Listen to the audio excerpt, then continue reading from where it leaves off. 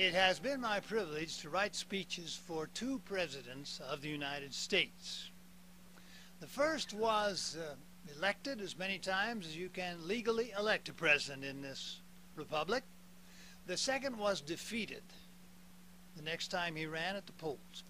I would like to announce here that my little speeches were the difference between those two outcomes.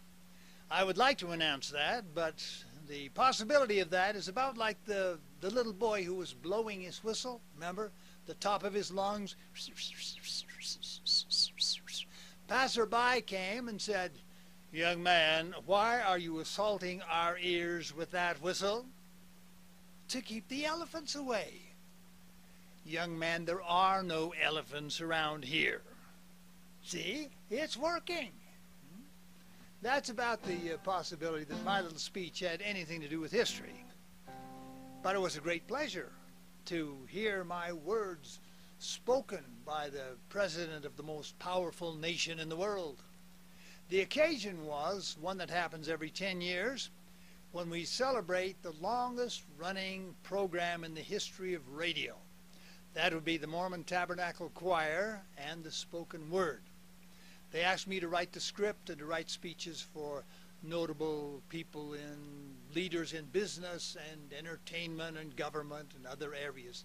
I wrote the words and the important people delivered them.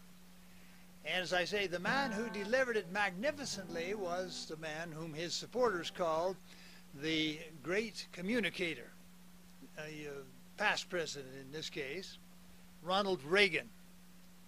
When Ronald Reagan gave my words, I could hear the echo of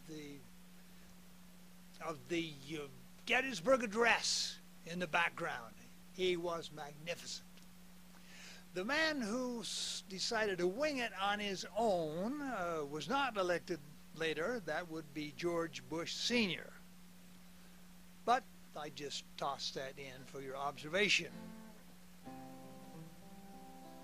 One reason why I think Ronald Reagan gave his presentation so magnificently was he was remembering a little bit about when he was the parade, his first inaugural parade.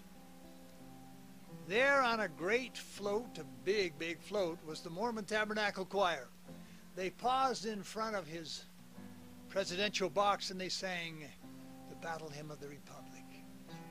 Glory, glory, hallelujah. His truth is marching on. As they finished, the cameras went in close and caught President Reagan wiping a tear running down his cheek. America's president and America's choir acknowledging each other. It was a great moment. George Bush, on the other hand, started out delivering the speech, but then he decided to wing it on his own, speaking off the cuff or on the cuff or with a cuff in his mouth, who knows what. He said something like this: "Well, I guess the Mormon Tabernacle Choir do pretty good work. Personally, I'm a fan of Dolly Parton." I thought then and now, Mr. President, I too am a fan of Dolly Parton. But Mr. President, we are talking here about one of America's musical icons, our great contribution to the world of music. Mr. President, we're talking, this is the time to stand up and wave the flag and invite your mother in for apple pie. Truth is marching on and on. Glory, glory, hallelujah, Mr. President.